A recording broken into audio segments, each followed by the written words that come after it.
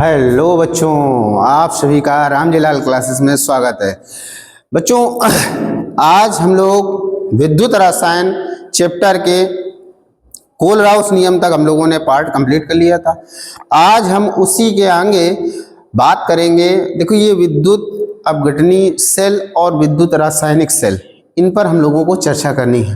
तो आज का जो हमारा टॉपिक है वो है विद्युत अपघटनी सेल तथा विद्युत रासायनिक सेल।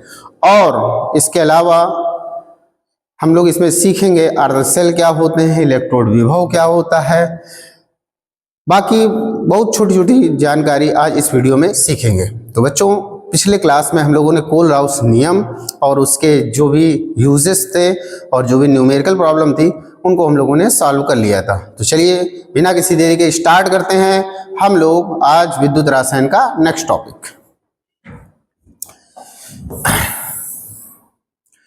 आज बच्चों हम लोगों को पहले तो बात करनी है सुचालक, विद्युत सुचालक। सर्वप्रथम हम लोग बात करेंगे विद्युत सुचालक।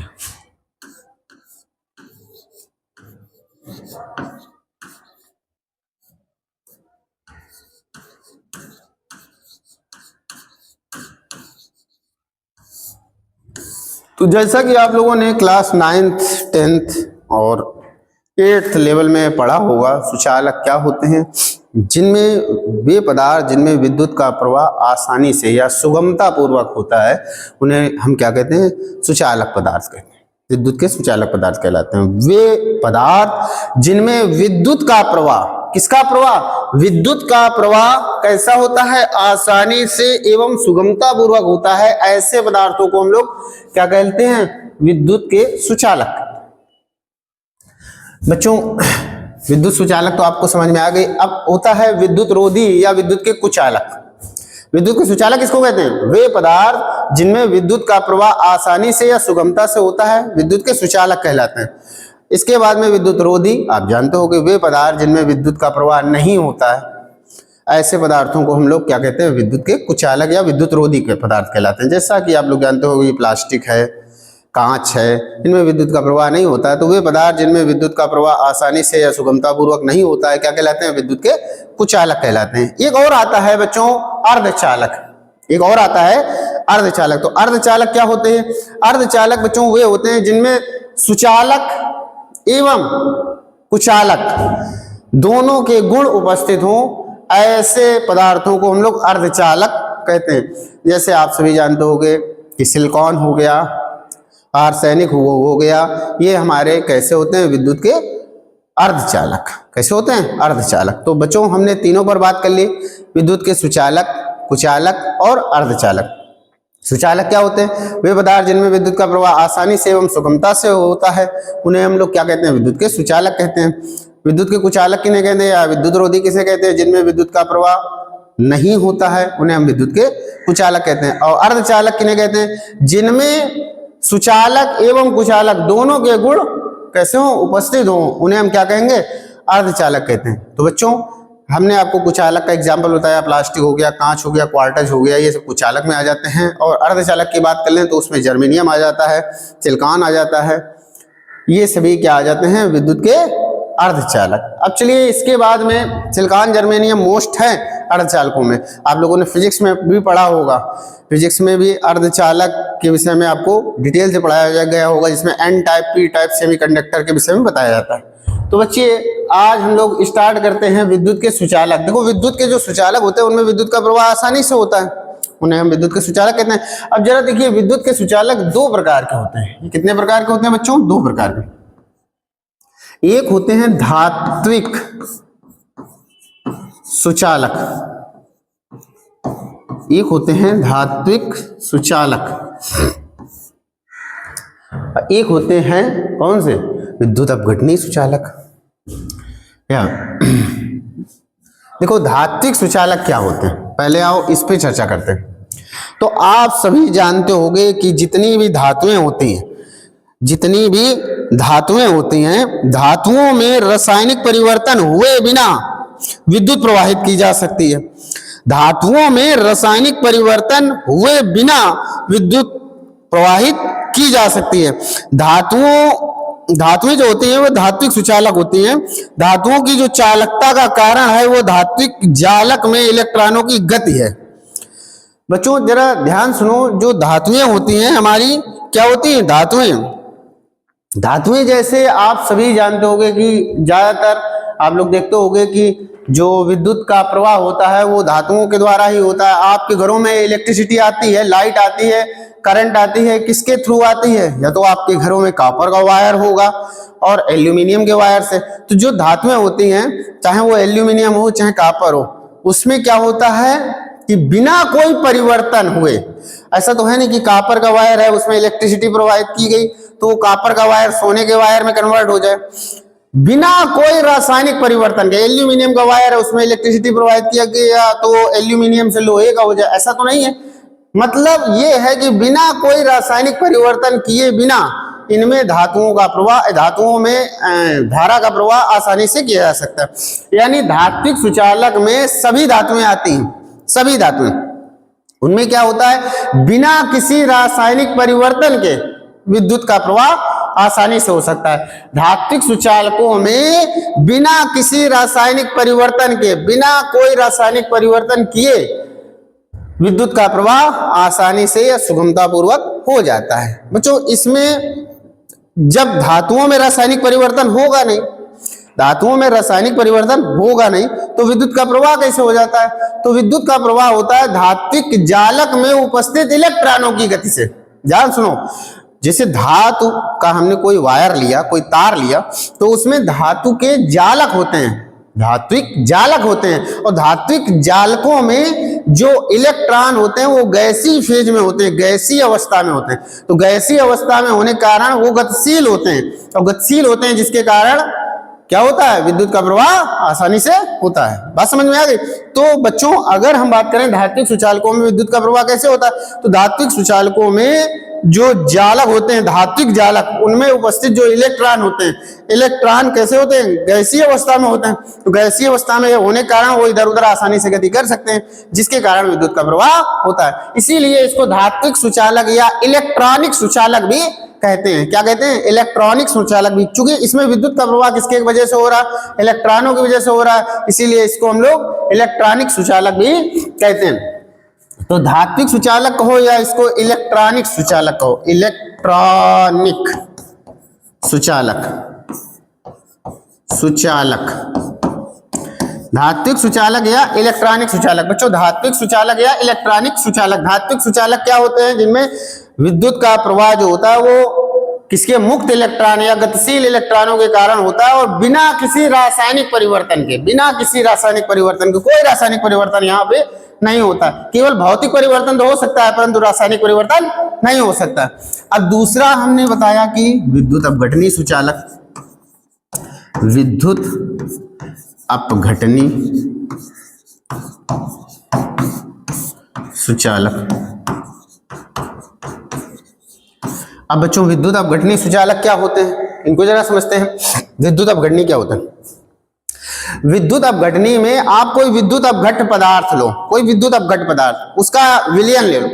तो कोई विद्युत अपघट पदार्थ का विलयन अथवा गलित अवस्था में, भाई विद्युत अपघट पदार्थ आप ले लो, लाइक NaCl ले लो, कोई भी विद्युत अपघट पदार्थ ले लो, तो किसी भी विद्युत अपघट पदार्थ का विलयन लो अथवा उसको गलित अवस्था में लो। तो गलित अवस्था में क्या होता है? विद्युत के प्रवाह के कारण इनके जो आयन होते हैं, आयनों में गति उत्पन्न हो जाती है, और गति उत्पन्न हो जाती है इसीलिए क्या होता है? विद्युत के सुचालक हो जाते हैं। तो बच्चों इसमें क्या होता है कि चाहे हम विद्युत अपघट, कोई विद्युत अपघट का विलयन लें, विद्युत अपघट का विलयन लें, जैसे मान लीजिए, जैसे बच्चों मान लीजिए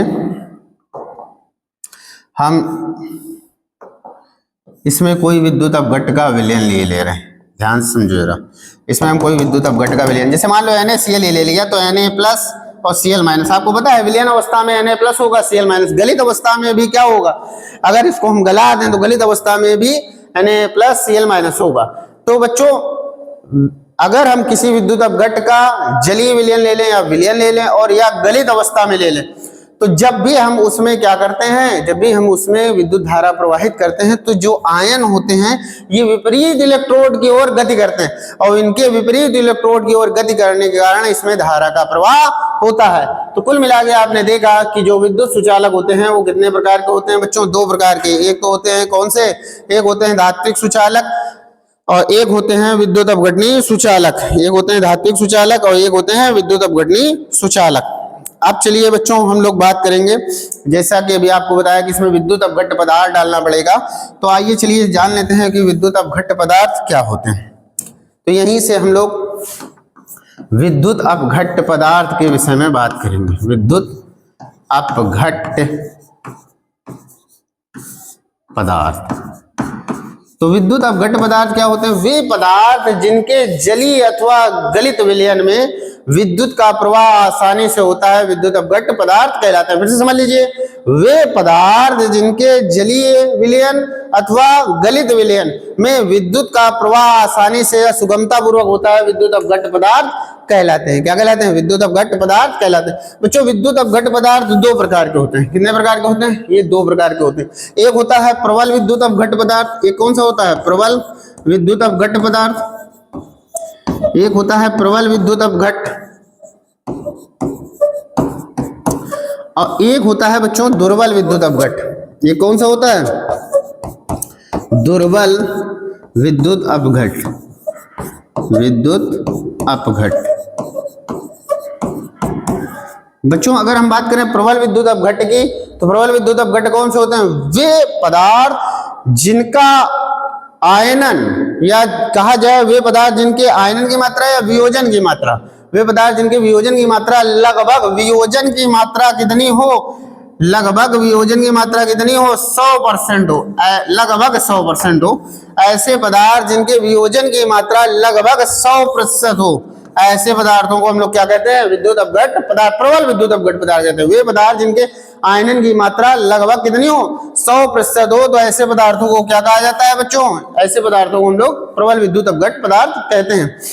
अब प्रबल विद्युत अपघट्य पदार्थ में जैसे NaCl हो गया, HCl हो गया वगैरह वगैरह, ये सभी आपके प्रबल विद्युत अपघट्य पदार्थ में आते हैं। अच्छा, दुर्बल विद्युत अपघट्य पदार्थ क्या होते हैं, वे पदार्थ जिनके आयनन की मात्रा बहुत कम हो, ऐसे पदार्थों को हम लोग दुर्बल विद्युत अपघट्य पदार्थ कहते हैं। वे पदार्थ जिनके आयनन की मात्रा बहुत कम हो, ऐसे पदार्थों को हम लोग क्या कहते हैं बच्चों, ऐसे पदार्थों को हम लोग दुर्बल विद्युत अपघट्य पदार्थ कहते हैं। लाइक HCl हो गया, H3BO3 हो गया, H2CO3 हो गया, ये सभी आपके कौन से आते हैं, दुर्बल विद्युत अपघट्य पदार्थों के अंतर्गत आते हैं। चलिए बच्चों अब इसके बाद में हम लोग क्या पढ़ेंगे, इसके बाद में हम लोग पढ़ेंगे इलेक्ट्रोड या अर्धसेल। चलिए इसके बाद में हम लोग पढ़ते हैं इलेक्ट्रोड या अर्धसेल। अगली हेडिंग है हमारी इलेक्ट्रोड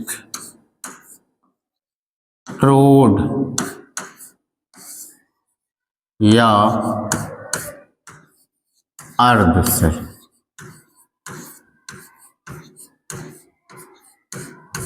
इलेक्ट्रोड या अर्धसेल।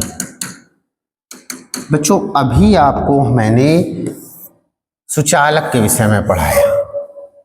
मैंने कहा कि सुचालक आपके दो प्रकार के, एक धात्विक सुचालक और एक विद्युत अपघटनीय सुचालक। एक धात्विक सुचालक और एक विद्युत अपघटनीय सुचालक, यही तो आपको बताया ना।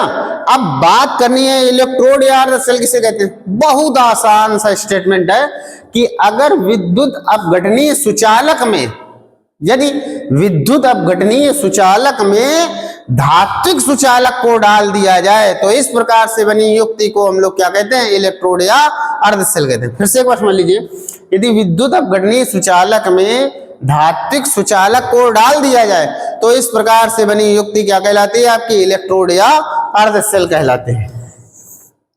तो बच्चों इलेक्ट्रोड या अर्धसेल को आप क्या लिखोगे, इलेक्ट्रोड या अर्धसेल के विषय में आपको बताया हमने, क्या बताया, इलेक्ट्रोड या अर्धसेल के विषय में लिखना है, किसी विद्युत अपघटनीय सुचालक के संपर्क में रखा धात्विक सुचालक, किसी विद्युत अपघटनीय सुचालक के संपर्क में रखा, चलो लिख देते हैं, किसी विद्युत अपघटनीय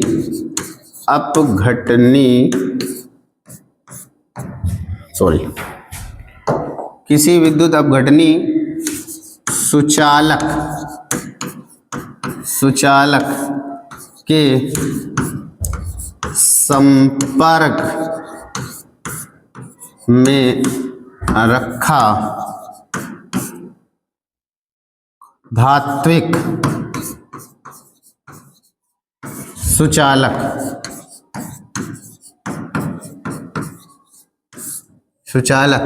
क्या कहलाता है? इलेक्ट्रोड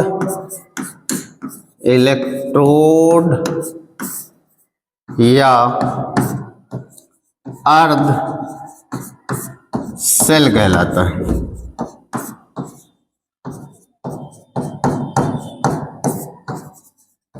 देखिए जैसे बच्चों देख लीजिए,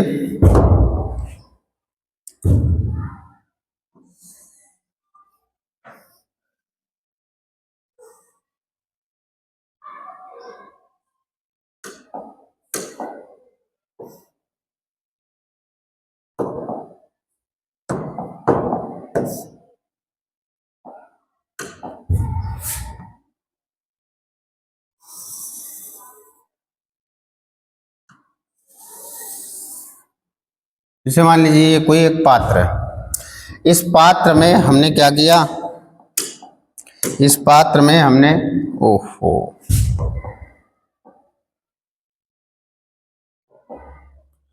जैसे इस पात्र में हमने क्या किया बच्चों, इस पात्र में कोई विद्युत अपघट पदार्थ भर दिया।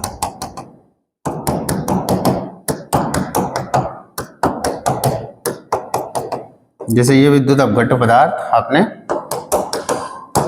भर दिया, तो विद्युत अपघट पदार्थ निश्चित रूप से आयन मिलेंगे। मान लो कोई भी विद्युत अपघट पदार्थ भर दिया, मान लो Na+ भर दिया, या अदर कोई मान लो CuSO4, हर बार यही क्यों भरें, मान लो Cu++ SO4 Cu++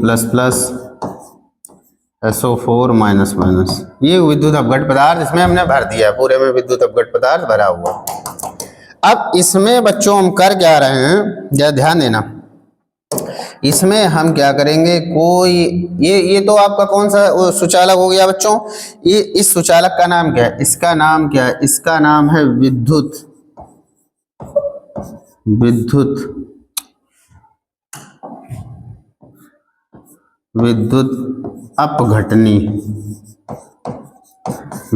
अपघटनी सुचालक।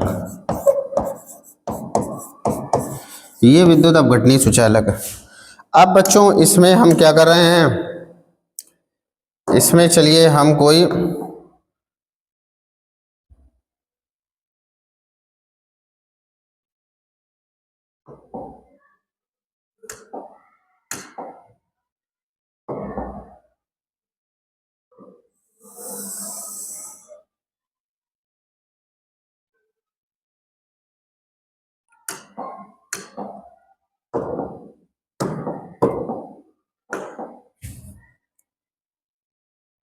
इसमें धात्विक सुचालक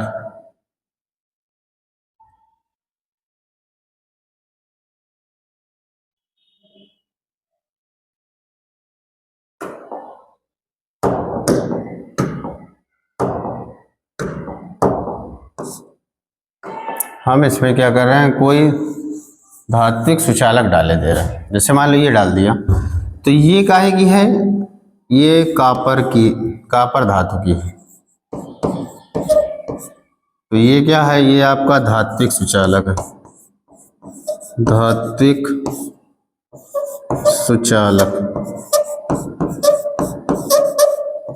तो जब किसी विद्युत अपघटनी सुचालक में कोई धात्विक सुचालक डाल दिया जाता है, तो इस प्रकार से ये जो युक्ति बन रही है बच्चों, इस प्रकार से बनी इस युक्ति को हम लोग क्या कहते हैं, इस पूरी युक्ति को ही हम लोग क्या कहेंगे, इसको हम इलेक्ट्रोड कहेंगे। क्या कहेंगे, इलेक्ट्रोड या अर्ध सेल कहेंगे, अर्ध सेल कहेंगे।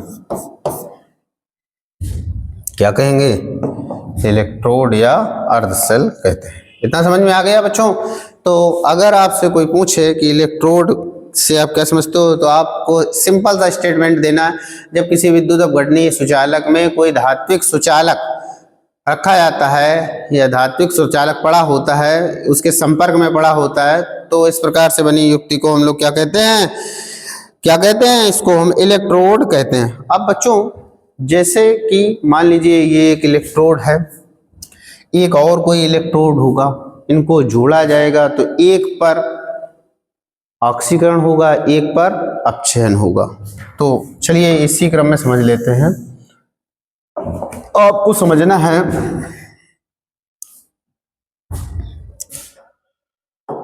थोड़ा सा नीचे लाएं।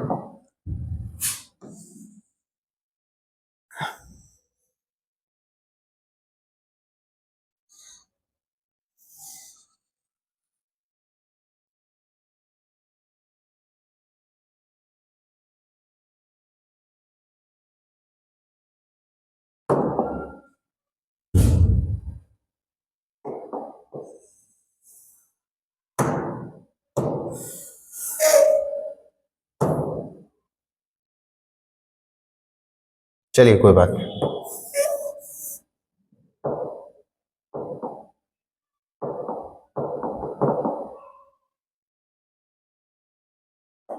नेक्स्ट आगे देख लेते हैं। हाँ, जब भी कोई सेल होता है तो सेल में इलेक्ट्रोड की बात कर ले तो इलेक्ट्रोड दो प्रकार के होते हैं बच्चों। इलेक्ट्रोड कितने प्रकार के होते हैं? दो प्रकार के। कौन कौन? जरा ध्यान देना, कौन कौन से दो इलेक्ट्रोड होते हैं? एक तो होता है बच्चों, इलेक्ट्रोड दो प्रकार से वर्क करते हैं, एक तो एनोड का और एक कैथोड का। अब एनोड क्या होता है, कैथोड क्या होता है, आओ इसको जरा समझ लेते हैं। तो एनोड क्या होता है, कैथोड क्या होता है? तो लिखेंगे वह इलेक्ट्रोड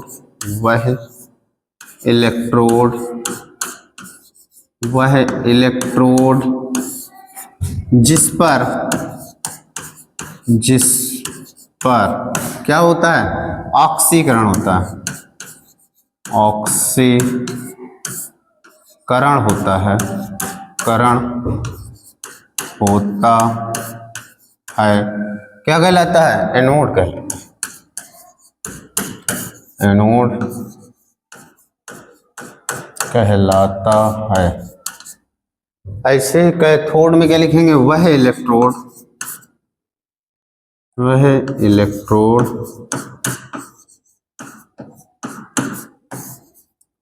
जिस पर अपचयन होता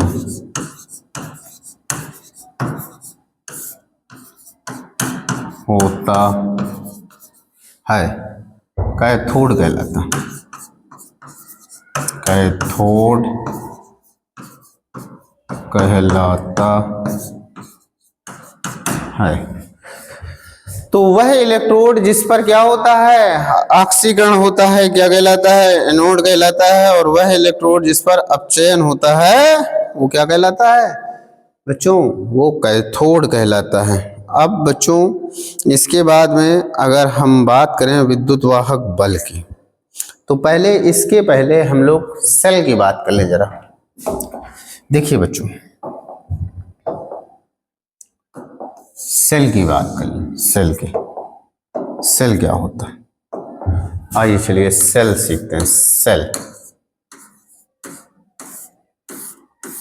तो सेल वह युक्ति है जो दो अर्ध सेलों के योग से बनती है। बस इतना लिखना है आपको। सेल वह युक्ति है जो दो अर्ध सेलों के योग से बनती है। लिख दे रहे हैं, चलो लिख दे रहे हैं। सेल वह युक्ति है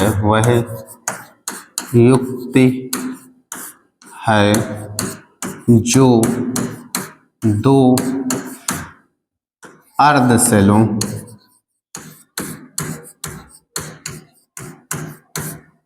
के योग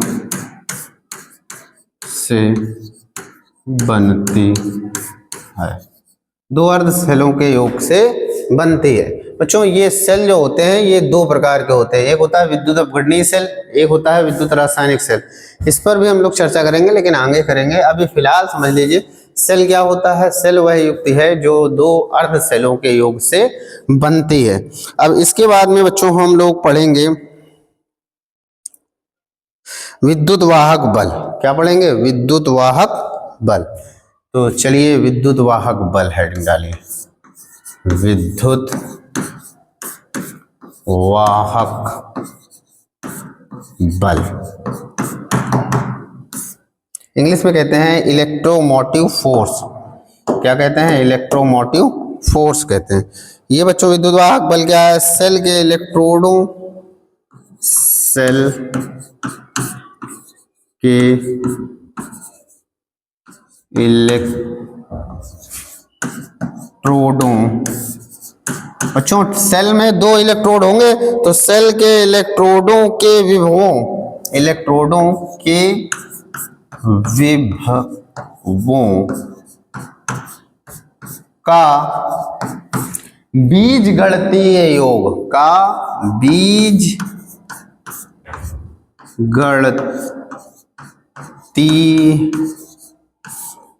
योग उस सेल का विद्युत वाहक बल कहलाता है। उस सेल का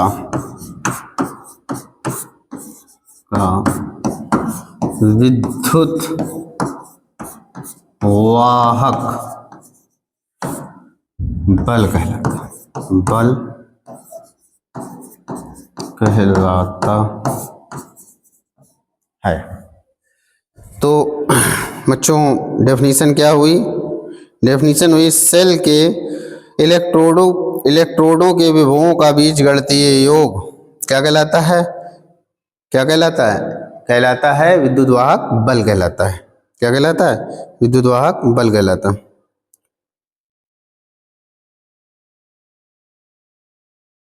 अब बच्चों थोड़ा सा हम लोग इसमें आ गया ना एक शब्द इलेक्ट्रोड विभव, इलेक्ट्रोडों के विभवों। तो आइए चलिए इसके विषय में और जान लेते हैं कि इलेक्ट्रोड विभव क्या होता है, ये भी जान लेते हैं। तो नेक्स्ट हेडिंग हमारी पड़ेगी इलेक्ट्रोड विभव। इलेक्ट्रोड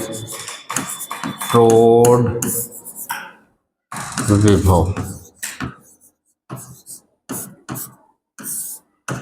बच्चों इलेक्ट्रोड विभव देखना है। इलेक्ट्रोड विभव क्या होता है? तो जब किसी धात्विक सुचालक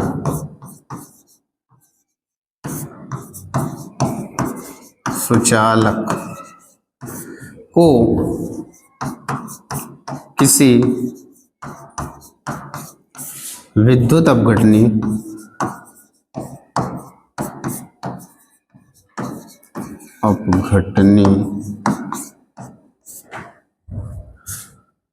सुचालक के संपर्क में रखा जाता है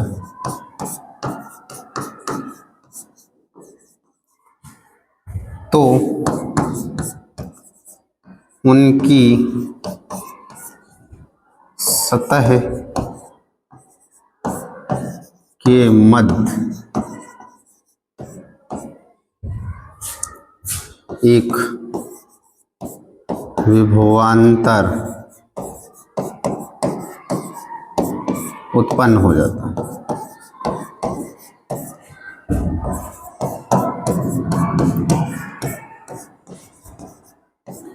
जिसे इलेक्ट्रोड विभव कहते हैं। तो विभव कहते हैं। तो बच्चों इसको थोड़ा सा छोटा कर दे रहे हैं ताकि आप लोग इन डेफिनेशन का स्क्रीनशॉट ले सकें। स्क्रीनशॉट ले लीजिए इनका।